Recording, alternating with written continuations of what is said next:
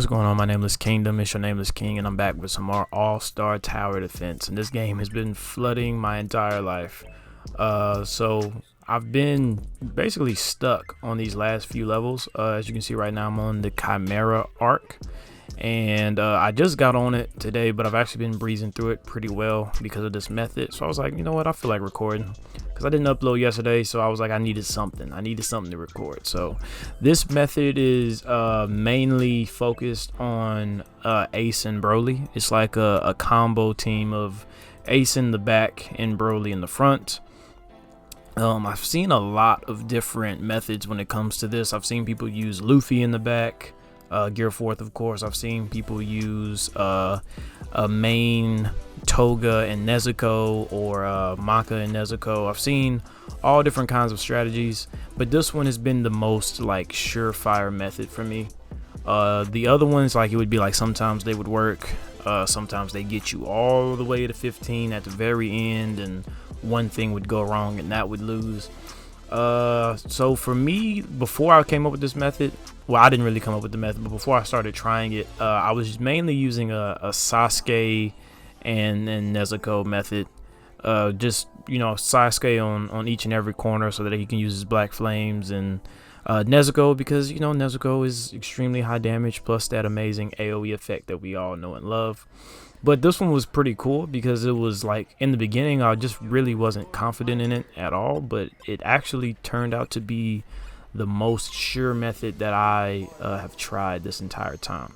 So of course this is sped up. This is not like the actual true run, and it is pre-recorded. It's not live recording because I kind of need to focus, and talking while playing this game generally makes me play a lot worse. So yeah, this is pre-recorded, and basically, as you can see, we start off with Ace and Fujitora in the back corner, and basically, as you can see, you just kind of rely on them for the first part. What I can say is this is not my first time with this method. What you're seeing right now is the second time that we used it. We used it once on Chimera 3, I think. We used it on Chimera Part 3, and what you're seeing right now is Chimera Part 4, and then we've done 5 as well. I just didn't record it. So Part 3, that was basically us testing it, and it was a little rocky at first, which I also recorded it, but I decided to try it one more time since we kind of got like a better idea of how the method would work. And, you know, just a lot less mistakes. So I wanted to upload this one first because it's just a lot more clean looking overall when you're looking at it. So yeah, basically what I'm doing is only focusing on releasing as many aces as possible and getting them upgraded as fast as possible. He's doing everything else, you know, whether it be guys in the front to do a little bit more damage at first so that they are weaker when they get to ace. And he's also doing things like placing Erwin so we can buff our aces, and the Fujitora in the back is also his. So I'm doing literally nothing but focusing ace and ace alone. I do use Sasuke and Erwin towards the end. I do not use Maka or Nezuko. As you can see, they're on my team, but I do not use them in this video. So it was pretty cool. And towards the end, it looks really satisfying just seeing a bunch of aces just firing their fireballs at them. And I don't know, I was just really surprised with how well it worked, because it's basically mainly heal unit run. Of course, we do end up clutching it out with the Sasukes and their Amaterasus, because, I mean, you already know how that works. The burn effect plus bleed effect is already really crazy. The Amaterasu effect is even crazier, and it lasts basically the entire map. So we do love Sasuke. Plus his range and damage is pretty good as well, especially because what does he attack every 3.5 seconds, that's crazy. For him to be doing 500 damage 3.5 seconds is amazing. So yeah, just wanted to show this off. Not really too much to talk about. As you can see, I'm just doing exactly as I stated before. Of course, the placements for my aces do also matter a lot. as well. I want them as bunched and to the corner as much as possible because I want them to be able to basically have more area of attack. So obviously you wouldn't want to place them in the middle of the hill because they would barely be able to attack on the roads when they're actually crossing the paths. You want as much of the path to be covered by Ace as much as possible, and the corner gives you basically 2 times what you would have if they were only focusing on one side. So that's another reason why placing guys with good area in the back or in any sort of position where they basically get to attack an enemy twice, because the road kind of does a U-turn and go right back down the other side of it. So things like these are pretty much, you know, the strat, what you want to go for. Now with Ace, he's a really amazing unit when he's built up. Of course, the build up for Ace can be quite long and quite annoying because Ace is very expensive.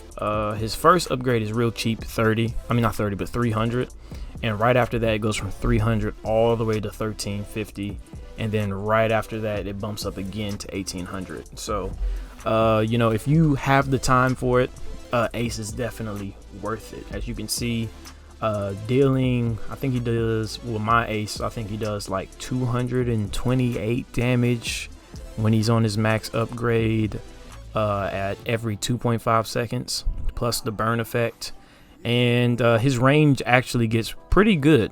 I don't really have much to say about his range once he's max. Of course, before he's max, his range is absolute poo-poo. We do not like Ace's range in the beginning. But I mean, I guess they used it to balance out because, you know, he's a heal unit and he has low SPA as well as the burn effect. So up forward, y'all can see that we have a few Brolys placed. I'm just running around now trying to kill time and get in different angles for the video. But I placed, how many Sasuke? I think I placed, yeah, I only placed that one Sasuke in the back right there. The other Sasuke's up front are my teammates.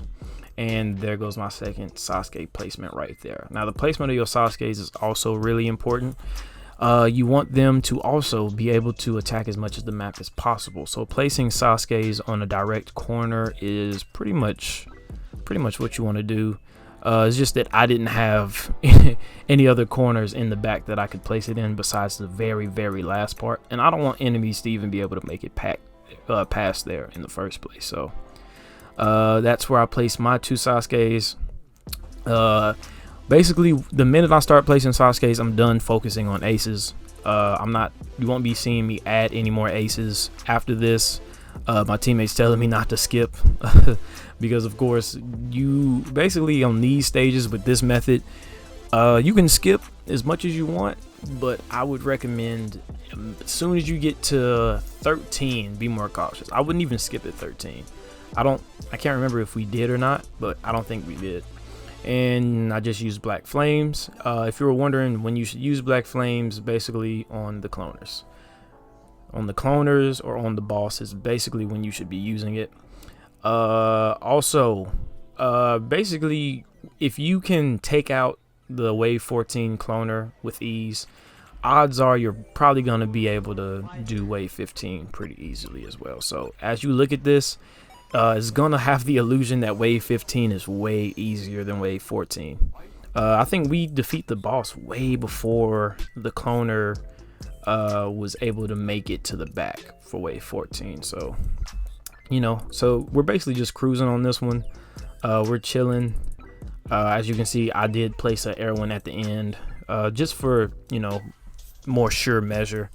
I was pretty confident that we were going to win, but of course, you know, you could say that, but you know, I've done so many runs on the Chimera stage, and so many times I was very confident, and then wave 15 just hit me a little bit harder than usual. But yeah, we're coming to a close. He used his Black Flames with his Sasuke, and I was saving mine for the boss to come into my range, as well as waiting on that cooldown, because the cooldown for Black Flames is extremely long. And then once the boss comes in, well, we just use Black Flames once he got into that Sasuke's range, and then once he gets into Ace's range, that's when I will use Erwin. Boom, just like that. That's why I had the Ace's character pulled up, because I could see his range, and as soon as he got in it, I could be more accurate with it. And as you can see, we won.